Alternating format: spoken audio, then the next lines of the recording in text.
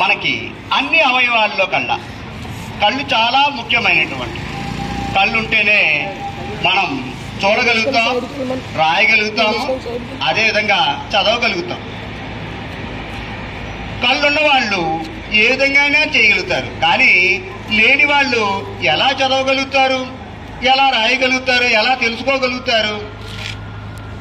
కనుక వాళ్ళ గురించి అంధులు, చూపు సరిగా కనిపించినటువంటి వారికి, పుట్టుకుట్టి అయినటువంటి వారికి కూడా తెలుసుకోవాలి, రాసినటువంటి పదాలు ఏంటో తెలుసుకోవాలి అనే ఉద్దేశంతో లూయి బ్రెయిలీ అనే ఒక వ్యక్తి బ్రెయిలీ అనే లిపిని తయారు చేశారు.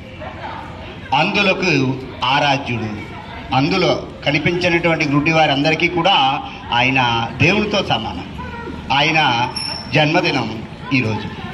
1809 సంవత్సరంలో ఫ్రాన్స్ దేశంలో ఆయన జన్మించారు. 4 సంవత్సరాలు ఉన్నప్పటికే ఆయనకి ఒక యాక్సిడెంట్లో కళ్ళు పోయాయి.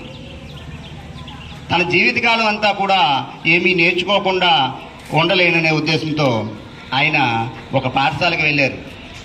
అక్కడ ఆ యొక్క గుడ్డి వారికి చెప్పేటటువంటివి బాగా ఆయనకి తెలియలేకపోయింది, నేర్చుకోలేకపోయారు. కనుక ఆయనే సొంతంగా ఒక లిపిని తయారు చేద్దాం, ఈ లిపి కూడా ఎలా ఉండాలి, చుక్కలతో ఉన్నటువంటి విధంగా ఉండాలి, అది ఉబ్బెత్తుగా ఉన్నట్లుగా ఉంటే వాళ్ళకి చేతి వేళ్ల ద్వారా ఏమి రాసి ఉన్నారు అనేటటువంటిది నేర్చుకోవడానికి ఉపయోగపడుతుందని ఆయన ఒక లిపిని తయారు చేసి వాడుకలోనికి తీసుకుని వచ్చారు.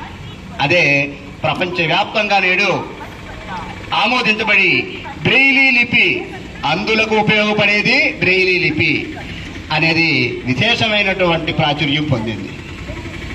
ఆయన చేసినటువంటి కృషి సందర్భంగా అనేక మంది అంధులు ఈరోజు ఆ లిపి నేర్చుకొని ఆ ఉండేటటువంటి అక్షరాలు ఏంటి అనే దాని ద్వారా వారు చెప్పగలుగుతున్నారు. అంతేకాకుండా సంకేత లక్షణాలైనటువంటి కూడా ఆ బ్రెయిలీ లిపి ద్వారా వాళ్ళు నేర్చుకుని బాగా పాడగలుగుతున్నారు.